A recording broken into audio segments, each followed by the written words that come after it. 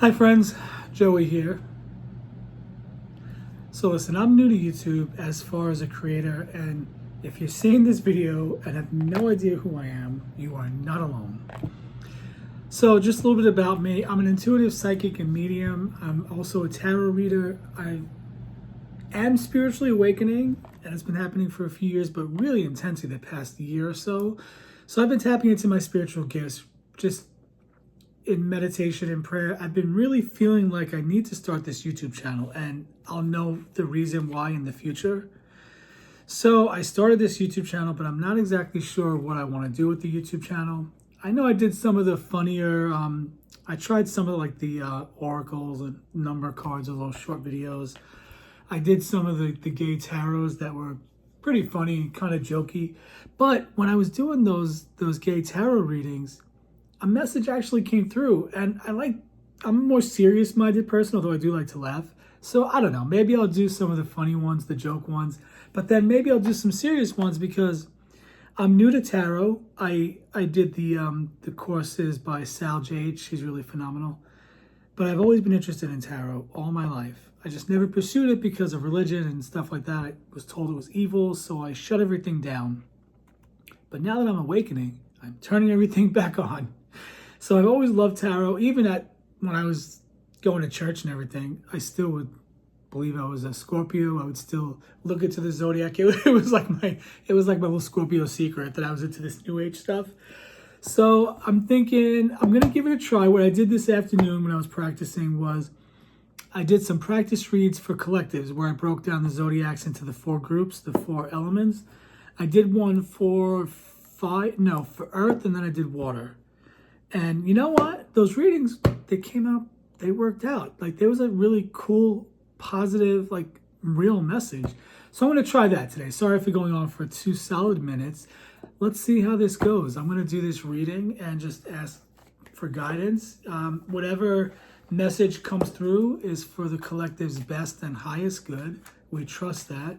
I am just the vessel that's choosing to tap in to those higher frequencies, to tap into that energy.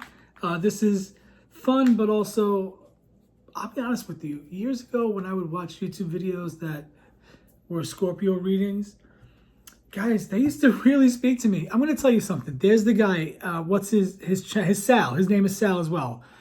The Eat, Pray, Love. Guys, I used to watch him in around 2018, 2019. This is actually, I believe my awakening started even back then. There was a period of time I used to watch his videos every Sunday looking for guidance about a crush I had.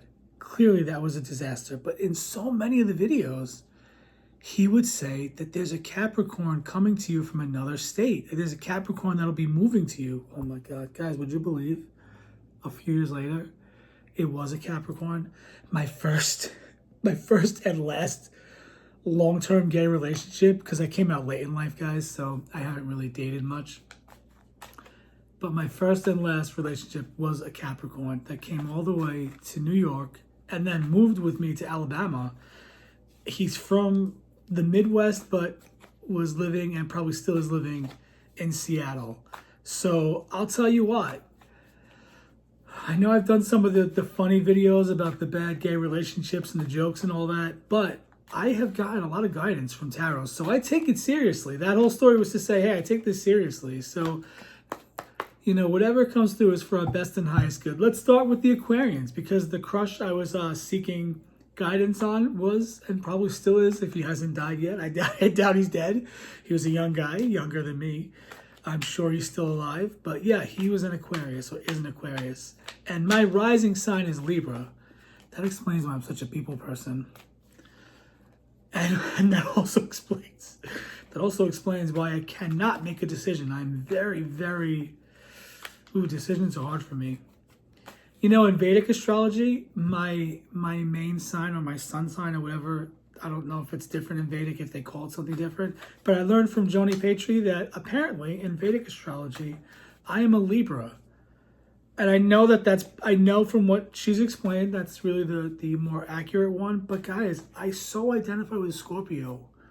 I can't give that up at 45 years old. I can't. I'm not giving that up. I'm not being forgive me, guys, I don't mean anything by it, but some of my best friends have been and are Libras. I keep referring to people in the past tense, but some of my best friends are Libras, and they're wonderful and great. But I don't want to be a freaking Libra. I'm a Scorpio through and through. Okay, the death and rebirth in my life proves it.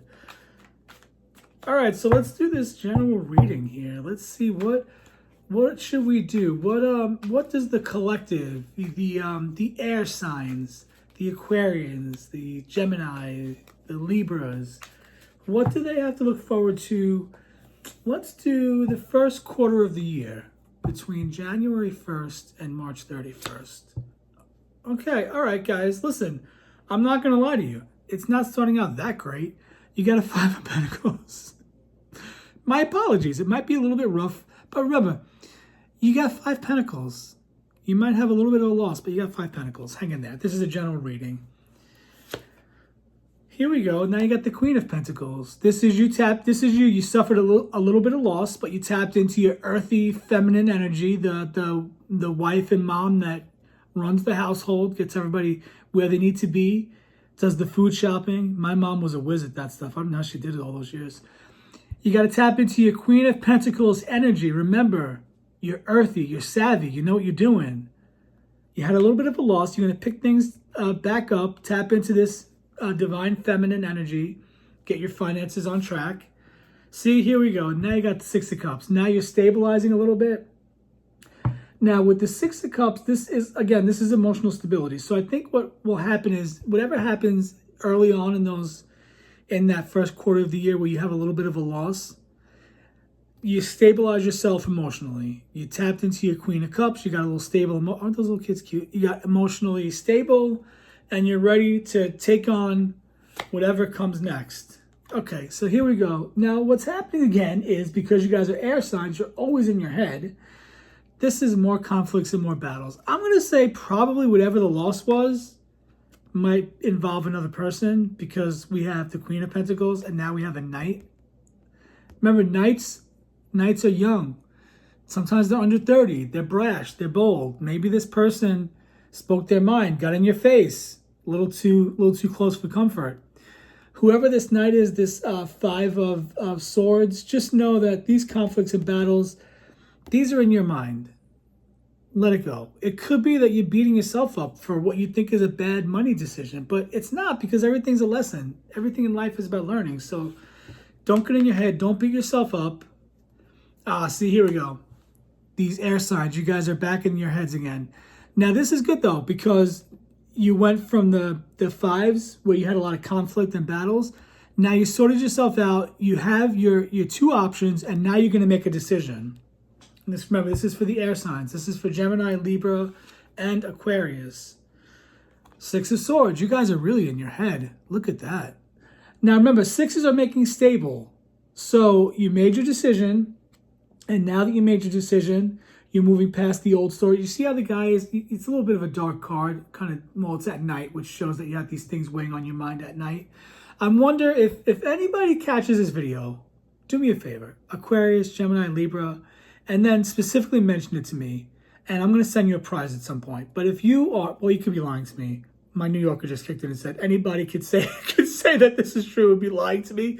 Either way, if you're an air sign and you do find the first parts of the first quarter of next year that you have a lot weighing on your mind and that you're struggling with moving past things, let me know, because these are at night. So this means that these thoughts are keeping you up at night. But if you look, you got somebody pushing the boat, you're sitting there, you're letting go of those thoughts and those methods, those procedures, whatever it was that you were doing that didn't work out, that caused a little bit of financial loss, you're letting go of them with that 6 of Swords. Let's see what else we got. Here we go. See, this is a really positive card. Elena, and I'm so sorry, I forgot the name of her channel, but Elena, one of my favorite tarot readers, this is one of her favorite cards. She says that the 8 of Wands is lots of ideas, and that's exactly what the 8 is. The 8 is where you're stepping into your power, and this is things falling into place. These are your mental processes falling into place. All that thought, you sorted it all out. Now remember, we're going from January to March, so this could take place anytime within those 3 months. Oh, okay. Back in your mind again. Now, the Three of Swords, don't get too upset. Yes, this is disappointment leading to heartbreak in some fashion, but this is where you get clarity. So whatever the heartbreak is, and I think it might have something to do with maybe a business or work relationship, because there's the oh, I'm sorry, I said Knight of Swords. That was the Five of Swords, guys. I'm sorry. So the Queen of Pentacles, and then you have all these swords. I wonder if maybe there's an issue with somebody that you know. Maybe you're brokenhearted about something that happened and money is involved. Whatever it is, it's leading you to the moon. The moon is, this card has come up a lot. The moon to me is, well, first of all, we only see the beauty of the stars at night. We don't see the beauty of the stars in the daytime. So we need the darkness to bring the good things. The darkness is what brings the gifts and the talents to the surface. And so for me, the moon, which does illuminate things in the darkness, but doesn't illuminate everything, it highlights things. The moon is a highlighter. It's like a spotlight. Whatever this interaction you've had, whatever this disappointment is, financially, career-wise, relationally, whatever it is, this is a general reading for the collective, for the air signs, sun, moon, and rising. Whatever it is that the moon is highlighting, deal with it. Do what they call shadow work. Go inward. This is the first major arcana, which means this is a spiritual lesson that will be in the background until you learn it. So whatever it is, maybe it's holding on to things, maybe it's holding on to people, maybe it's pride, I don't know, whatever it is that's being illuminated by the moon, work through the spiritual lesson. Or else it'll just keep coming up. Okay, see, this is about your money again. Maybe the lesson is that you're holding on too tight to the material world and that you're not seeing the spiritual side of life. And that you're too much in the 3D world, too much in what happens right here, right now, because the next card is an Eight of Pentacles. Now remember, the eights are you stepping into your power.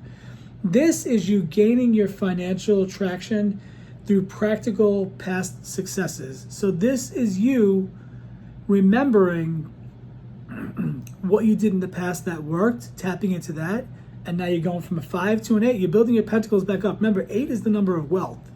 You're building your money back up. This is toward the end of that first quarter of the year. What else do we have? Are there any other messages? This video is a little bit longer than I expected. Any other messages for the collective air signs, Aquarius, Gemini, and Libra? Holy Spirit, give me a message. Eight of Swords. Okay, you know what? This is good. Eight of Swords. Remember, now the Eight of Swords is stepping into your power. So this is you stepping away from other people. Remember I said earlier on there was probably some conflict with maybe a business partner, I don't know, a friend, a relative, a sibling, something involving money that really troubled you. Well, now look, you're walking away. You're surrounded by swords. Those swords symbolize your mental strength. You're also wearing armor. There's a castle in the background, which is always a good sign. And there's the moon. So again, these thoughts keeping you up at night, focus on the positive. You're strong. You're moving away from that negative situation. You're building your pentacles back up. And look at this. You have mastered it. You are the Queen of Swords. You're sharp. You use your intellect. You go for things. You're organized. You're in your head. This is a good card. So whatever this is that you went through, you come out victorious. You found your strength. You're tapping into that divine feminine energy. And I think you're good to go. Is there one more card? Oh, Page of Wands. Yep. So there may be somebody younger coming to you, bottom of the deck, Page of Wands. This may be somebody younger coming to you with good news, coming in fast, hot and ready. So that's what I have for the collective air signs. Oh, guys, I don't know. Did any of that make sense? Did any of that resonate with anybody? Did I go into enough detail with the cards? I'm new to this. I'm not sure, but I wanted to do one other thing. I wanted to do a couple of oracle cards. I have a few other decks. I have this interesting deck here, just the character oracle. And I want to pull a card from here to see what person, what character should you play in the Matrix in these next 3 months? What should you tap into or step into? Let's see who your character is. Okay, the educator, imparter, mentor, guide, teacher. Oops, whatever you're learning, take the wisdom from what you learned, pass it on, be that educator. Take this time to be the student as well. That's what I have as far as what character you should embody. We're going to pull a message from the Akashic deck, and that deck is right here. All right, what message do we have for the collective air signs? We know that they're in their heads a lot.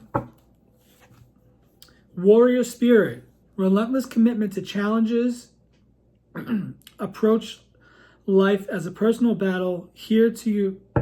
Oh my gosh, let me start all over with that. This is written so weirdly. Warrior spirit, relentless commitment to challenges, approaches life as a personal battle, here to master your forceful nature. Okay, so you are that warrior spirit. You may go through some challenges early on in 2025, but I think that's going to be common for a lot of us. It's going to be really a weird year with lots of supernatural things going on in government around the world. So tap into your warrior spirit. You got this. You got this. I'm going to pull an angel number as well, and then we will end with a positive affirmation card. Angel numbers for the collective. Oh, that's interesting. 6666. Circumstances, positive circumstances, opportunities, and solutions. Maintain a positive mindset regardless of the circumstances. See the challenges and opportunities for growth and learning. Focus on the good aspects and find solutions to overcome the difficulties. See challenges as opportunities for growth and learning. If you're seeing 6666, just know it's a reminder that look at the challenges as lessons to be learned. That's coming to a place where you can actually say that is a lesson learned in itself, guys. Let's be honest with ourselves here. Okay, let's get an affirmation card for the collective air signs. Guys, if you hung out with me for the whole 16, 17 minutes, thank you. Self-awareness. I cultivate a mindful awareness of my thoughts, emotions, and actions, recognizing their profound impact on my being. I assume full responsibility for my choices. Remember I said that this might be you beating yourself up in your head, beating yourself up for why you made a bad decision, but there are no bad decisions. Everything's for a reason. I assume full responsibility for my choices, continuously endeavoring to embody the finest rendition of my authentic self. And this is from the Rethink Affirmation deck. All right, air signs, thank you for stopping by. Again, if you watch, if you made it to the end, if this resonated, give it a like, give it a subscribe, maybe share it. If you have any suggestions, if anything resonated, do me a favor, let me know. I am new to this. This is brand new. I'm not really sure what I'm doing, but guys, thanks for stopping by. Take care. This is Joey. I am the Intuitive Wizard.